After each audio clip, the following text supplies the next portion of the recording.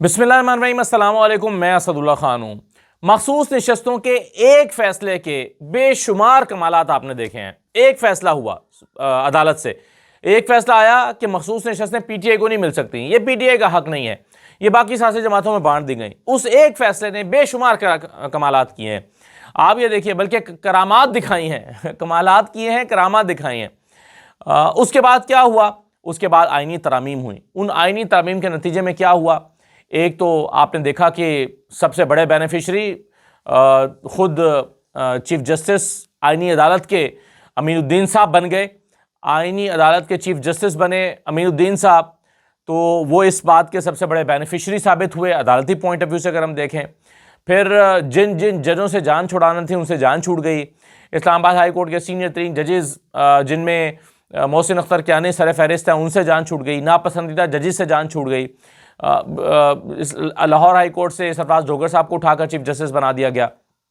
تو آئینی عدالت کے علاوہ باقی عدالتوں میں بھی اپنی مرضی کے ججز جوڈیشل کمیشن نے لگا دیے، حکومت نے لگا دیے۔ تو ایک کمال تو یہ ہوا اس آئینی ترمیم کا کہ عدالت جو ہے وہ مکمل طور پر قابو میں آ گئی۔ ناپسندیدہ جج ہے اٹھا کے پیچھے کرو، پسندیدہ جج ہے نیچے سے اٹھا کے اوپر لے آؤ۔ یہ سادہ سا فارمولہ، آپ اس کی اب جو مرضی آئینی تشریحات کرتے رہیں، اصل بات یہ ہے کہ اس مخصوص نشستوں کے فیصلے کا عدالتوں کے اوپر گہرا اثر ہوا۔ دوسرا آپ نے دیکھا کہ اس سے آئینی ترمیم ہوئی اور آرمی چیف جو ہیں وہ ان کو 5 سال کی، یعنی پہلے 5 سال کی مدت تو ویسے ہی ہو گئی تھی، لیکن آئینی ترمیم سے سی ڈی ایف 5 سال کے لیے اور 5 سال کے لیے جو ہے وہ اب جو ہے آرمی چیف بھی بن گئے ہیں۔ لیکن اس میں بڑی مزیدار تشریح جو ہے وہ کی ہے رانا ثناء اللہ صاحب نے۔ اس تشریح پر میں بعد میں آتا ہوں، لیکن پہلے ذرا اس بات کو مکمل کر لوں۔ دوسرا آپ نے دیکھا کہ اس آئینی ترمیم کے نتیجے میں یہ ہوا، اس میں فیصلہ کیا گیا کہ جب تک نیا چیف الیکشن کمشنر نہیں آ جاتا تب تک موجودہ چیف الیکشن کمشنر اپنی ذمہ داریاں جاری رکھیں گے، اپنی ذمہ داریاں انجام دیتے رہیں گے۔ تو اس کے نتیجے میں کیا ہوا؟ چیف الیکشن کمشنر سکندر سلطان راجہ جو ہیں وہی ضمنی انتخابات کراتے پھر رہے ہیں۔ اس ضمنی انتخابات کا فائدہ کیا ہوا کہ حکومت کو پیپلز پارٹی کے بغیر ہی 170 کا نمبر پورا ہو گیا ہے، یعنی پیپلز پارٹی کی ضرورت بھی نہیں رہی۔ اب آپ کو بظاہر تو یہ لگ رہا ہے کہ اس سے کیا فرق پڑتا ہے، پیپلز پارٹی ہو یا نہ ہو، پیپلز پارٹی سے 170 ہوں یا 170 نہ ہوں، لیکن اس کے دوررس اثرات ہوں گے اور آئندہ دنوں میں آپ دیکھیں گے کہ اس کا کمال کیا ہوتا ہے۔ تو چیف الیکشن کمشنر جو کہ بینیفیشری ہیں اس آئینی عدالت کے اس آئینی ترمیم کے بینیفیشری ہیں، مخصوص نشستوں کے بینیفیشری ہیں۔ آپ یہ دیکھیں نا کہ مخصوص نشستوں کا فیصلہ دلوانے میں الیکشن کمیشن کا بھی ہاتھ ہے اور الیکشن کمیشن اس میں بینیفیشری ہے۔ مخصوص نشستوں کا فیصلہ دلوانے میں جسٹس امین الدین کا بھی ہاتھ ہے اور وہ اس میں بینیفیشری ہیں۔ تو جس طرح مخصوص نشستوں کے لیے اور نمبر پورے کیے گئے، جس طرح سے نمبر پورے کیے گئے آئین 26ویں آئینی ترمیم کے لیے، تو آپ یہ دیکھیں کہ کمال یہ ہو گیا کہ سارے ہی بینیفیشری ہو گئے اس کے۔ اچھا، اب رانا ثناء اللہ صاحب کی تشریح ذرا مختلف ہے۔ رانا ثناء اللہ صاحب فرماتے ہیں کہ جو نوٹیفیکیشن ہوا ہے اس میں 5 سال کی مدت چیف آف ڈیفنس فورسز کے لیے ہے، سی ڈی ایف کے لیے ہے۔ 5 سال کی مدت آرمی چیف کے لیے نہیں ہے۔ تو یعنی آرمی چیف 5 سال کے بعد بھی آرمی چیف رہ سکتے ہیں، اس میں مدت کا تعین نہیں کیا گیا۔ سی ڈی ایف کی مدت کا تعین کیا گیا ہے، آرمی چیف کی مدت کا تعین نہیں کیا گیا۔ اس کا مطلب ہے کہ 2030 کے بعد بھی field marshal Asim Munir army chief رہ سکتے ہیں۔ تو اس پر جو ہے وہ یہ بات کیوں کر رہے ہیں رانا ثناء اللہ صاحب؟ کیونکہ ظاہر ہے انہیں یہ لگتا ہے کہ آج جو وہ ان کو سیاست میں یہ مقام ملا ہے اور آج جو حکومت ملی ہے، آج جو 2/3 اکثریت ملی ہے، 17 سیٹوں والی جماعت کو حکومت مل گئی ہے، تو اس میں کمال جو ہے وہ اسی موجودہ نظام کا ہے۔ اور یہ نظام جب تک چلتا رہے گا ہماری روزی روٹی چلتی رہے گی، اور جب یہ نظام نہیں رہے گا تو پھر 17 سیٹوں والی جماعت 17 سیٹوں پر بھی نہیں رہے گی۔ تو اسی لیے وہ اس طرح کی تشریح کر رہے ہیں، یا یہ لکونہ یا یہ لوپ ہول یا گیپ جان بوجھ کے چھوڑا گیا ہے۔ بہرحال دیکھیے، پاکستان مقصد تو پاکستان کی بہتری ہے۔ کیا پاکستان کی بہتری ہو رہی ہے، ہونے جا رہی ہے؟ دیکھیے، ایک بحث کل میں دیکھ رہا تھا ڈیفالٹ کے حوالے سے کہ پاکستان جو ہے وہ ڈیفالٹ کر رہا تھا۔ یہ منترا ہم حکومت سے سنتے رہتے ہیں کہ جی پاکستان ڈیفالٹ کر رہا تھا، اس حکومت نے پاکستان کو آ کے ڈیفالٹ سے بچایا۔ اپنی جو کارکردگی ہے یا پوچھیں کہ اس حکومت کا کیا کمال ہے، اس حکومت نے کیا کمال دکھایا ہے، تو کہتے ہیں جی پاکستان ڈیفالٹ کر رہا تھا، پاکستان کو ڈیفالٹ سے بچایا۔ تو پاکستان کو ڈیفالٹ سے بچانا کیا واقعی حقیقت ہے؟ اس ضمن میں کل جب اعداد و شمار رکھے اور ناک آؤٹ کر دیا محمد زبیر صاحب نے فیصل ووڈا کو ناک آؤٹ کر دیا، تو انہوں نے کہا بھائی یہ تو اعداد و شمار مجھے تو اس کا صفر بھی نہیں پتا، ABC بھی نہیں پتا، مجھے نہیں پتا۔ اب پھر وہ کہہ رہے ہیں نہیں آپ میری بات تو سنیں نا، یعنی انہوں نے اس بحث کو اس انداز میں الجھایا کہ انہیں اس کا جواب نہ دینا پڑے۔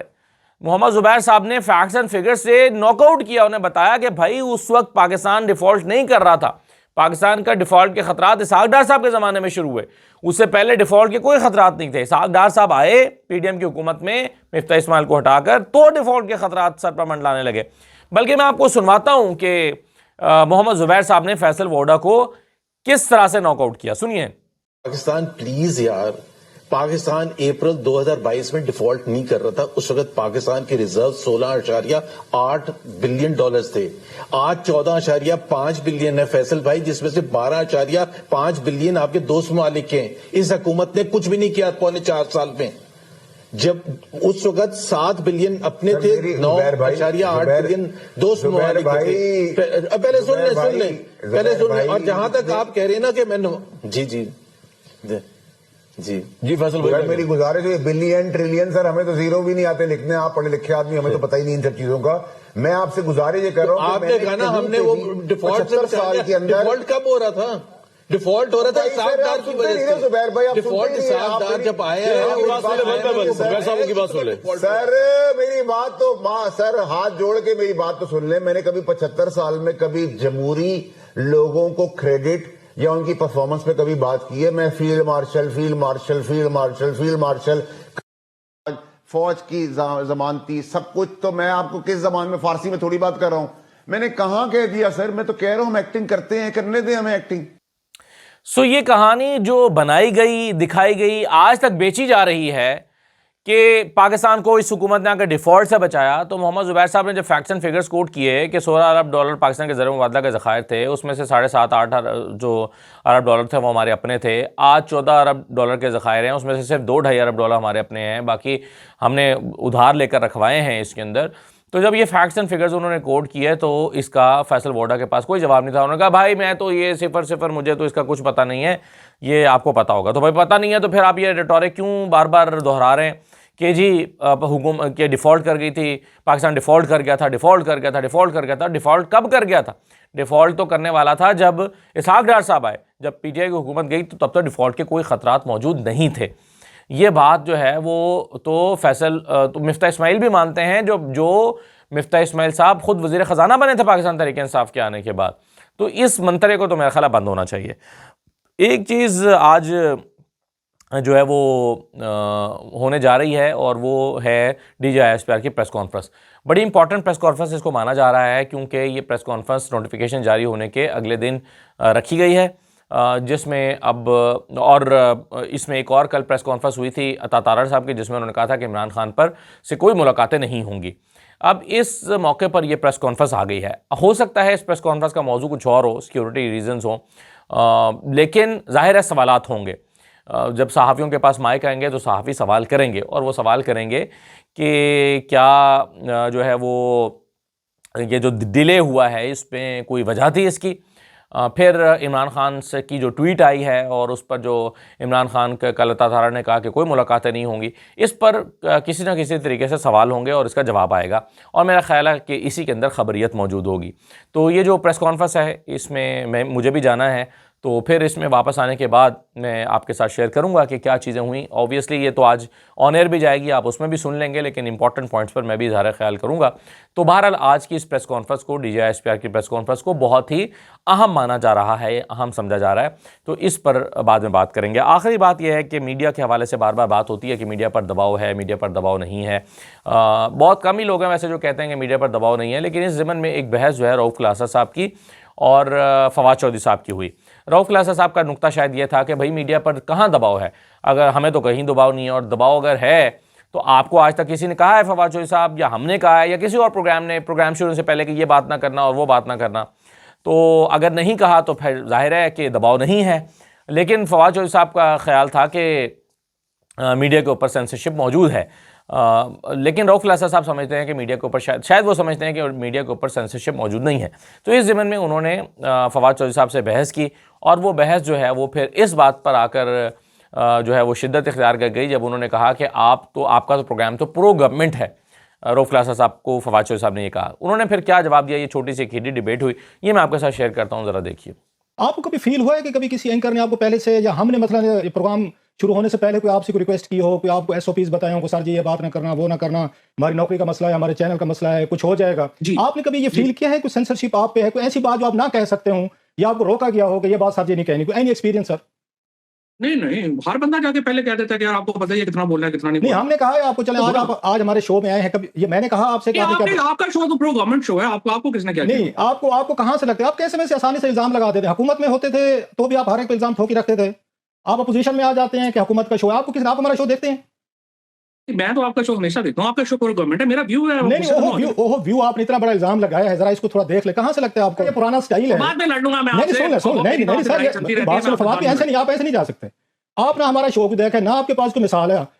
یہ حکومت کو ہم روزانہ کرتے ہیں, ربیہ بیٹھی ہے ڈیلی ہم شو کرتے ہیں, حکومت علیحدہ تنگ ہے, آپ آ کے کسی پہ بھی فتویٰ دے دیتے ہیں کہ فلاں حکومت کے حق میں فلاں خلاف ہے. آپ ڈیبیٹ کریں, کوئی آپ ہمیں کوئی ایک چیز بتائیں تو آپ کو لگے. گلاسر صاحب دیکھیں, بات یہ نہیں ہے, بات یہ ہے کہ آپ کو ہماری اوپینین کی رسپیکٹ کرنی چاہیے, ہم آپ کی اوپینین کی رسپیکٹ کرتے ہیں. آپ کے بارے میں کوئی اوپینین, میری اوپینین یہ ہے کہ آپ کا جو شو ہے وہ پرو گورنمنٹ ہے. کہاں سے لگتا ہے آپ کو؟ میں وہی پوچھ رہا ہوں. اب ہو سکتا ہے کانٹینٹ سے لگتا ہے نا. جی سر, سارا کانٹینٹ سے لگتا ہے پرو گورنمنٹ. مطلب آپ تو دیکھتے نہیں ہمارا شو. اب کل کا بتا دیں کیا تھا ہمارا کنٹینٹ, کیا تھا؟ نہیں, میں آپ کا سارا جو ٹویٹس ہوتی ہیں یا جو آپ کا کلپس ہیں وہ سارے میں دیکھتا ہوں. یار میں نے آپ کے 6 کلپس تو میں نے آپ کے ٹویٹس کیے کل پرسوں, جس پہ لاکھوں کی وہ آپ نے وہ دیکھے, حکومت کے حق میں تھے, تو میں نے ری ٹویٹ کیے ہیں. اوہ, تو میں کہاں سے, آپ کے 6 ٹویٹس اگر میں نے ٹویٹس کیے ہیں تو اس سے کیا ثابت ہوتا ہے میں حکومت کے حق میں ہوں؟ نہیں, بیلنس بھی کرنا ہے نا. آپ میرے تو آپ کرتے ہی ہیں, میرے تو یہ تو بیلنس, میں نے کس سے ڈر کے بیلنس کرنا ہے یار. آج ہم نے آپ کو کہا کہ آپ ہمیں کیا اپنے شو میں بتانا ہے کیا نہیں بتانا. نہیں, پتہ ہی ہے. آپ ڈر کے مارے بات میں سن لیں, آپ سن لیں, آپ ڈر کے مارے خود نہیں بات کر سکتے. آپ کریں جو بات کریں, آپ چلے. میں ایگری ہوں آپ سے, کیسے کرتے ہو, یہی سینسرشپ ہوتی ہے. آپ اپنے خوف کو ہمارے پہ کیوں بولتے ہیں؟ جو سوراب ہے, وہ آغا سرور ہے, وہ بیچارے سارے کیا بھگت رہے ہیں, وہ یہی بھگت رہے ہیں. تو یوں ایک ڈیبیٹ ہوئی ہے رؤف خلاصہ کے درمیان اور فواد چودھری کے درمیان. سینسرشپ ہے میڈیا پر, سینسرشپ نہیں ہے. فواد چودھری صاحب کا اصرار تھا کہ میڈیا پر سینسرشپ ہے, رؤف خلاصہ صاحب کا خیال تھا کہ سینسرشپ نہیں ہے. اگر ہے تو بتائیں, کبھی آپ کو کسی نے کہا ہے کہ آپ نے یہ بولنا اور یہ نہیں بولنا؟ تو یہ ایک ڈیبیٹ ہوئی ہے. تو چلیے باقی باتیں ہوتی ہیں اگلے ویلاگ میں شام کو. اجازت دیجیے, اللہ حافظ.